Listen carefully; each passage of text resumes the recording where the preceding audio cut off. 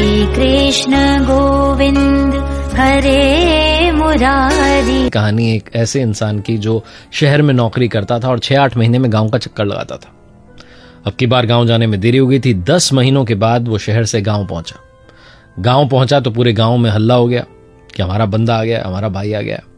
घर पर पहुंचा तो माँ बड़ी देर से इंतजार कर रही थी। जाकर के माँ को प्रणाम किया और अपने बैग में से निकाल करके एक मिठाई का पैकेट जो था उनके हाथ में रख दिया। माँ ने कहा ये क्या है? बेटे ने कहा ये आपके लिए मिठाई लाया हूं। माँ ने पूछ लिया कितने रुपए की है? तो उसने कहा 350 रुपए की। माँ को गुस्सा आ गया, कितने सारे पैसे मेरे ऊपर खर्च कर दिए। बेटे ने कहा आपकी फेवरेट है, आपको पसंद है इसलिए लाया हूं।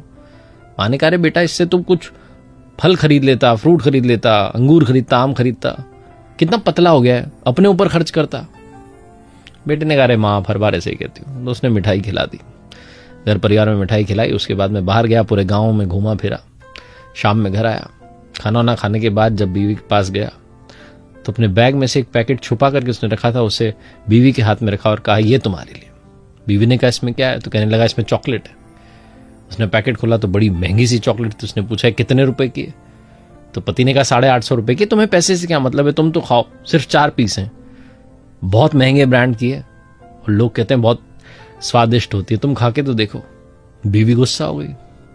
उसने कहा हद करते हो, तुमने सिर्फ मुझे ला करके क्यों दी? पूरे घर में नहीं बांट सकते थे?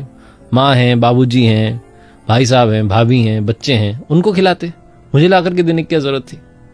पति ने कह रहा अरे तुम स्पेशल हो, तुम्हारे लिए तो स्पेशल चीज लाया हूं। फिर बीवी ने कहा माँ के लिए? तो उसने कहा मिठाई लाया तो था, खिलाई तो थी। बीवी ने कहा अच्छा माँ के लिए सिर्फ 350 की मिठाई, मेरे लिए 850 की चॉकलेट, गजब करते हो तुम, सबको मिल बांट करके खिला देते। उस पति ने फिर कहा कि अरे 4 पीस हैं, कैसे खाते इतने लोग? बीवी ने कहा अरे तोड़ तोड़ के खा लेते, सब मिल बांट के खा लेते। पति ने कहा तुम हद कर रही हो।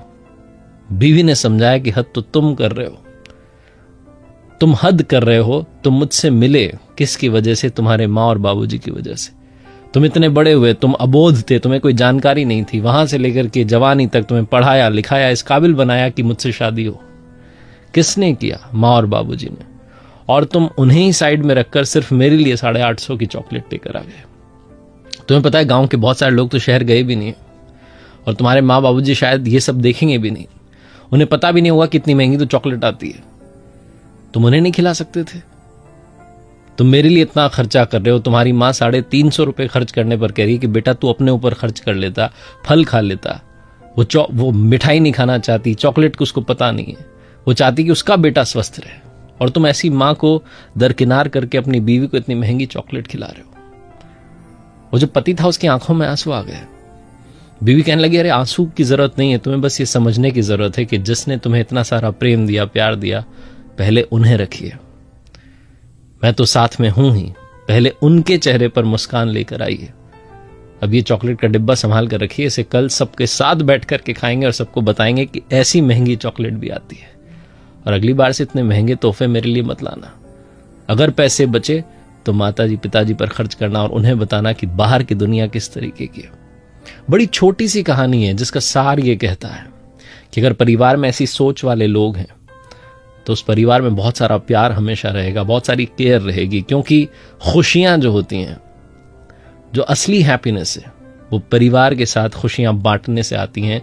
सिर्फ अपने ऊपर खर्चा कर लेने से खुशियां नहीं मिलती। जब तक आप सबको साथ लेकर नहीं चलते, आपको असली जो परिवार की खुशी है समझ में नहीं आएगी।